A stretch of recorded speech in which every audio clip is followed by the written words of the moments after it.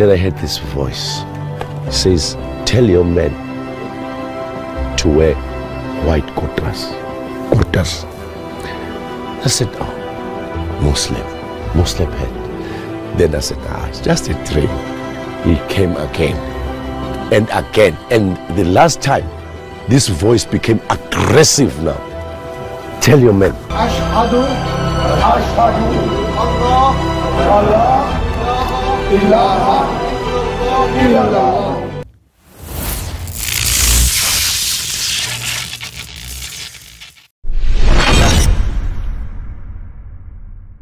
Bismillahirrahmanirrahim.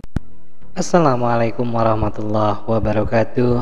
Alhamdulillahirabbil alamin. Wa bihi nasta'inu ala umuri dunya waddin. Wa ala alihi wa ashabihi ajmain. Sahabat Billah, dimanapun sahabat Billah berada, ketika hidayah itu mendatangi seseorang dan sudah Allah takdirkan untuk mendapatkan hidayah itu, maka tidak ada seorang pun yang bisa menolaknya. Terbukti satu gereja bersama pasturnya masuk ke dalam Islam, memeluk dan mengucapkan dua kalimat syahadat, asyhadu an la ilaha illallah wa asyhadu anna Muhammadar Rasulullah. Lantas bagaimana perjalanan Pak Pendeta ini, Pak Pastor ini, kok bisa menemukan kebenaran dan memeluk agama Islam dan tidak tanggung-tanggung mengajak seluruh jemaahnya untuk masuk ke dalam Islam? Kita akan mendengar pemaparan beliau dan sekaligus juga beliau mendapatkan undangan kehormatan untuk bisa melaksanakan ibadah haji pada tahun ini dari Kerajaan Arab Saudi. Alhamdulillahirabbil alamin. Mudah-mudahan cahaya Islam makin menggema di seluruh dunia, baik di tanah Amerika, di tanah Eropa, di tanah Afrika, di tanah Asia, dan di seluruh penjuru dunia ini. Islam akan semakin berjaya. Lantas kira-kira bagaimana tanggapan nanti dari orang-orang yang selalu membenci Islam, selalu menganggap rendah akan agama Islam? Tapi tidak jadi masalah ya, apalagi mereka mengatakan bahwa Islam seperti A, B, C, silahkan saja. Namun yang jelas ketika hidayah Allah itu akan kebenaran Islam datang, maka tidak mengenal pangkat, tidak mengenal jabatan, tidak mengenal usia, dia pasti akan mengucapkan dua kalimat syahadat. Subhanallah. Ya, terutama kira-kira gimana ya pendapatnya si Pendeta Rasuli Lubis kalau melihat video ini gitu ya? Karena kemarin saja ya teman-teman mungkin masih ingat ya ketika dikabarkan bahwa satu gereja itu berubah menjadi pondok pesantren, kan begitu gesit dia langsung geruduk gitu ya ke Solo gitu ya, kebut-kebut sambil hujan-hujanan naik mobil gitu ya, menginvestigasi apa benar gitu itu jadi pondok pesantren dan masjid. Ternyata yang mau ditemuinya zong. Nah, ini Pak Pendeta ada yang lebih heboh Pak Pendeta. Bukan hanya 1-2 orang Pak Pendeta. Satu gereja termasuk pasturnya masuk Islam. Kira-kira nih Pak Pendeta, mau diinvestigasi enggak? Gimana tuh? Kayaknya lucu deh kalau diinvestigasi Pak Pendeta. Langsung deh ke Afrika ya. Jangan tunggu lama-lama. Langsung aja investigasi. Kami tunggu Pak Pendeta. Tetap di Panji Islam Media.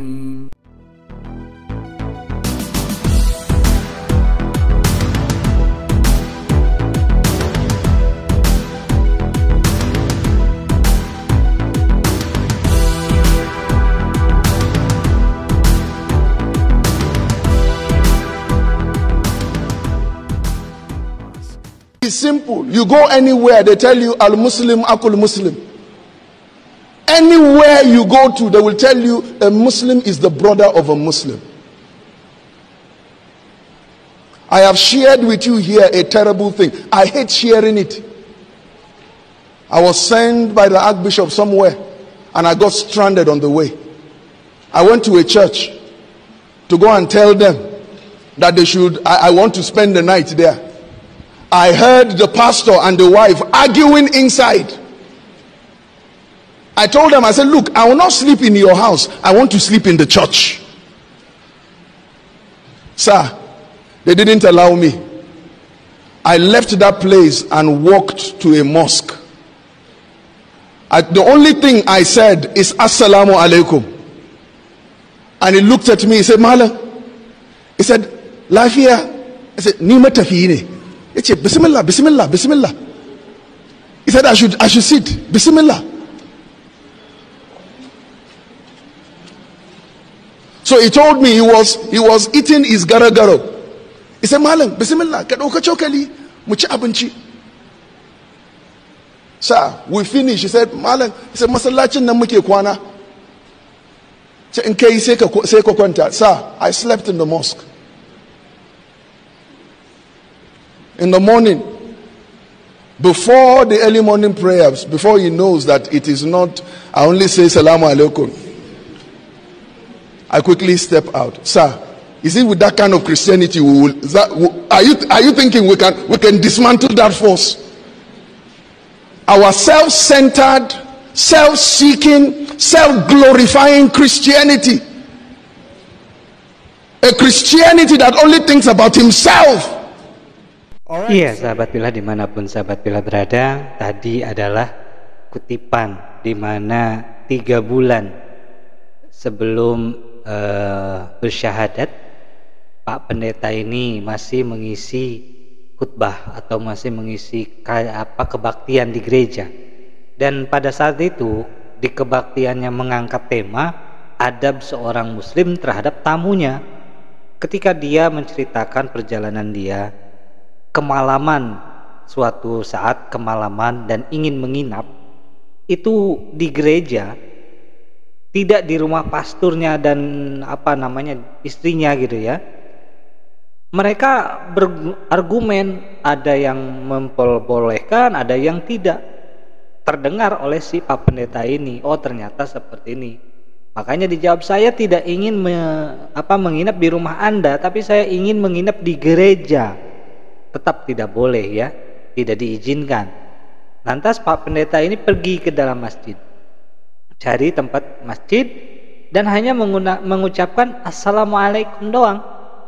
Tapi sungguh luar biasa penyambutannya di sana, begitu ramah, mempersilahkan masuk, mempersilahkan segala duduk, diberi segala macam ya, diberi hidangan penyambut, misalkan ada minuman silahkan minum kayak gitu.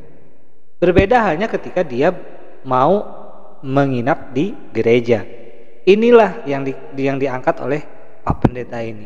Lantas dikatakan, apakah ini yang disebut dengan kekristenan? Kemewahan, keagungan segala macam. Bukan itu. Kekristenan adalah hanya untuk memperdulikan diri sendiri. Ini kata pendeta tadi ya, ditutupnya seperti itu. Lantas bagaimana, apa yang terjadi setelah 3 bulan berselang? Kita akan simak videonya berikut ini. Yahdillahu linurihi man yasha. Made the shahada in the church. They were supporting what I was saying. They were also saying it. Everybody repeat after me. Ashhadu. Now this is a South African priest of 15 years, leader of his congregation. So I've been a priest for 15 years now. Leader of the congregation, the Corinthian Church of South Africa.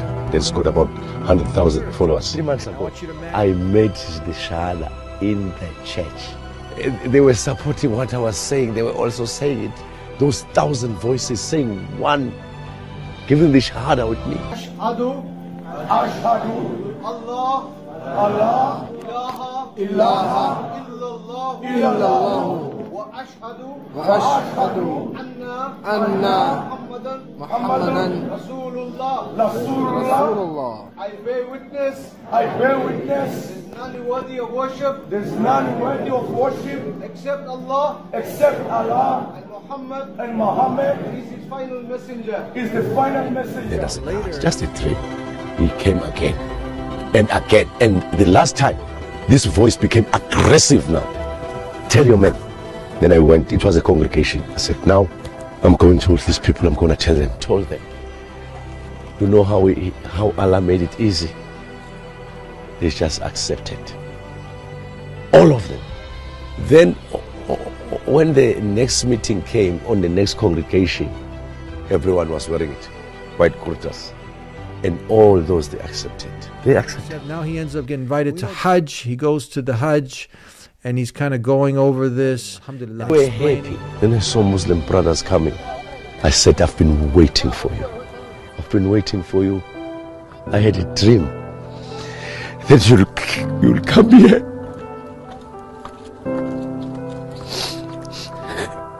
Peace be upon him, Muhammad. When we went up here, he was alone. I will follow the footsteps. And I believe by following these footsteps, millions of my people in South Africa will follow these footsteps to see the light. Now, Masya Allah, Allahu Akbar. Inilah salah satu bukti kekuasaan Allah. Ketika Allah telah menghendaki makhluknya untuk berpindah kembali kepada agama yang benar, maka hidayah itu tidak akan bisa ditolaknya. Dan ini dibuktikan oleh Pak Pendeta ini, yang pertama mengenal Islam hanya melalui adab ketika menerima tamu, lalu selama 3 bulan berturut-turut masih menjalankan profesinya sebagai seorang pendeta di salah satu gereja yang ribuan jemaatnya hadir di sana. Dan tiba masanya ketika Allah ketuk hatinya melalui sebuah mimpi untuk kembali ke dalam Islam dengan menggunakan baju berwarna putih, bukan melihat orang yang berpakaian putih, tidak, tapi ini diperintahkan untuk kembali ke dalam Islam. Gunakan baju putih, bilang ke seluruh jemaatmu untuk menghadap Tuhan dengan menggunakan baju berwarna putih. Dia menyangka, loh ini pakaian muslim. Akhirnya pergulatan itu dia biarkan, dan terakhir mimpi itu datang kembali dengan suara yang lebih tegas, suara yang lebih keras, menyuruh dia menyampaikan kebenaran untuk mengganti pakaian dengan warna putih.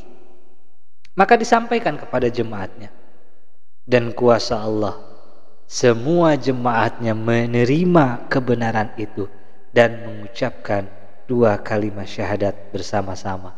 Jadi tidak hanya 1-2 orang yang mengucapkan, tapi ini 100.000 orang sekaligus. Pendeta sama jemaatnya, satu gereja, mengucapkan satu kata yang sama, satu kalimat yang sama, la ilaha illallah.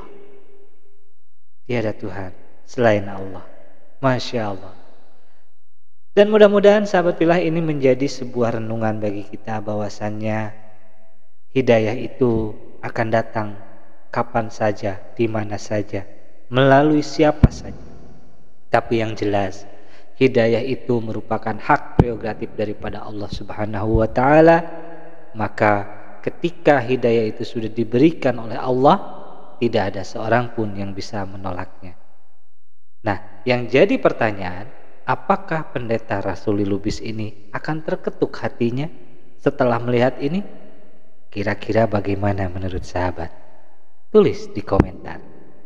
Terima kasih sahabat Pilah telah menemani reaksi singkat hijrahnya seorang pendeta bersama seluruh jemaahnya dari agama Katolik menjadi seorang Muslim, dan mendapatkan undangan khusus untuk melaksanakan ibadah haji pada tahun ini oleh Kerajaan Arab Saudi. Mudah-mudahan sekembalinya beliau dari tanah suci menjadi haji yang mabrur, yang bisa mengembangkan Islam di negeri Afrika. Karena tadi ada statement daripada beliau ini yang mengatakan, saya akan mengikuti jejak Nabi Muhammad untuk sampai ke puncak gunung. Maksudnya ke puncak Gua Hiro gitu ya. Dan bagi siapa yang mengikuti jejak Nabi Muhammad, dia yakin akan mendapat kemenangan di dunia dan akhirat.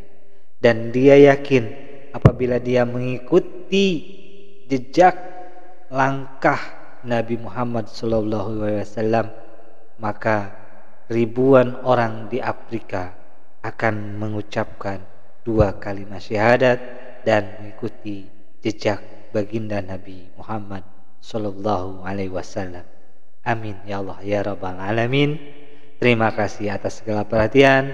Mohon maaf atas segala kekurangan. Wabillahi taufiq wal hidayah. Wassalamualaikum warahmatullahi wabarakatuh. Sampai jumpa lagi.